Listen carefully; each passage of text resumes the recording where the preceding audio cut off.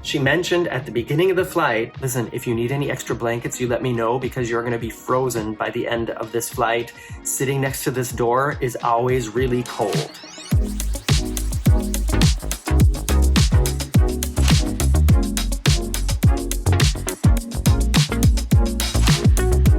Hello from the port of West Palm Beach. Hello from on board the Margaritaville at Sea Paradise cruise ship. And hello from me. My face is shiny. And I want to tell you a little bit more about what it was like getting here, some of the things we experienced on the flight, and our first night here before our cruise on this ship, which hasn't left yet. We just actually got onto the ship now, and I wanted to sit down and make this video for you before we get going. I'm Morgan from the Very Unofficial Travel Guides. I've been making YouTube travel videos for over 15 years of popular and not so popular tourist destinations. And I also wrote a book of true stories about things that have happened to me around the world while traveling. It's called Getting Stitches on a Cruise Ship. It's available on Amazon now. We left my home city of Hamburg, Germany. Well, it feels like yesterday, but it was actually the day before yesterday now at 4 o'clock in the morning. And flew from Hamburg to Amsterdam, Amsterdam to Atlanta, and then Atlanta to West Palm Beach, which is where we just boarded the ship. On the long-haul flight from Amsterdam to Atlanta, which was over 8 hours, it was almost 9 hours, I booked the Bulkhead double seat over on the side by the exit door. And I wanted to show you a little bit about what this experience is like and let you know why I would not recommend it and I won't be sitting there again. Of course, when you are flying, if you are flying in economy class or not in any kind of upgraded class, the amount of space you have on the plane and the leg room, in addition to the services and the food and other things like that, is very important. And when you're sitting in this bulkhead seat, which means in front of you is basically just a wall and not other seats, you're gonna have more space for your legs and it's gonna be easier to get in and out, and that is nice. However, that is pretty much where the good things about it end, as far as I'm concerned, and I'll go through the things that I didn't like about it now. And I'm interested to hear from you if you think these are pluses or minuses, or maybe I'm just being a little bit too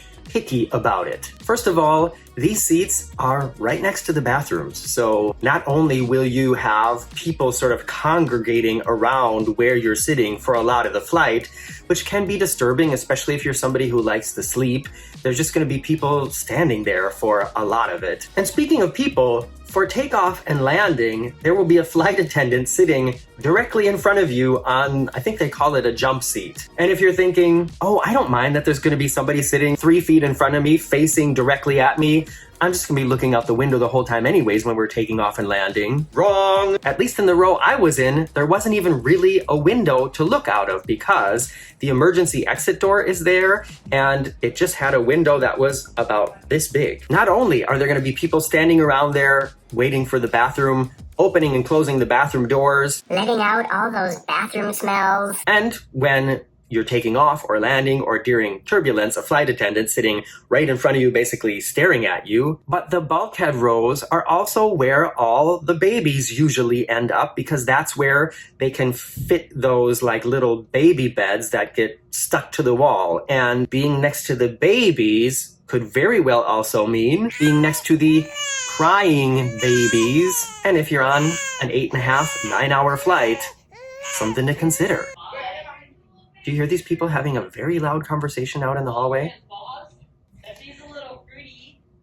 When you're traveling, people, don't forget that you're not alone. Another thing about it that I did not appreciate was that the television screen for the in-flight entertainment, it hides in the armrest and you pull it up and flip it out if you want to watch it. It's kind of at what I find to be an uncomfortable angle to watch. You kind of have to sit there like this the whole time to get a good look at it. And these screens are smaller than the screens that are in the backs of the seats in the normal or the other rows in economy class. This is a minor detail, but also those screens have to be stowed for takeoff and landing. So you have a little bit less time to watch movies and play games than you do if you are sitting in one of the other seats. And I mean, we're talking about like maybe altogether a half an hour less time, but still it is a factor. Also, there's no like storage space for your stuff other than above you or like on the seat next to you, because you don't have a seat right in front of you with a pocket in it where you can put your phone and your headphones or your tablet or other bits and bobs that you might want during the flight. You're either going to have to stand up and get them out of your bag or have them stashed in the seat or between your knees while you're sitting there. And I found that also to be kind of inconvenient. The tray table is also something that flips up out of the armrest, and it's a little bit flimsier than the kind of tray table that comes out of the seat in front of you, and didn't feel really sturdy to me, so you can't lean on it like this. Also, if you wanted to be getting some work done on a laptop, I know if I would have put my laptop on this, my laptop would have been like slanted to the side, because there's no way it would have held the weight of my MacBook without just sinking a little bit. And the trays that come out of the seat in front of you, they don't do that usually. One other thing I was really surprised about, and this is something that the flight attendant commented on at the beginning of the flight, is these seats, at least the ones that are next to the exit door, are always really, really cold. She mentioned at the beginning of the flight, listen, if you need any extra blankets, you let me know, because you're going to be frozen by the end of this flight. Sitting next to this door is always really cold. It seems like you're getting kind of an upgrade just because you feel like you have so much space, but everything else about it, as far as I'm concerned, not cute.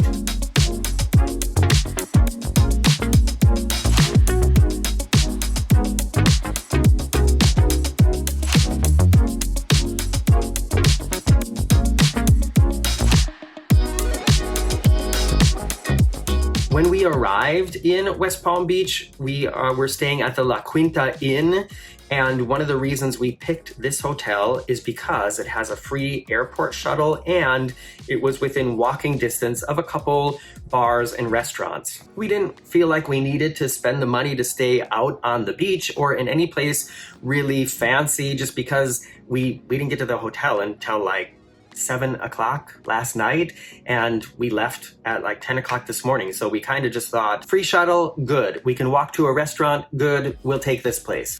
You can see the arm of the sofa here is coming apart, and this lamp here has definitely had better days. Oops. Please be okay. Altogether, it's a lot of space, but it's just, it's not pretty. Let's say that. Not pretty or glamorous by any means, but for the price and the fact that it had a free shuttle from the airport, by the way, good-looking middle-aged German man, not included.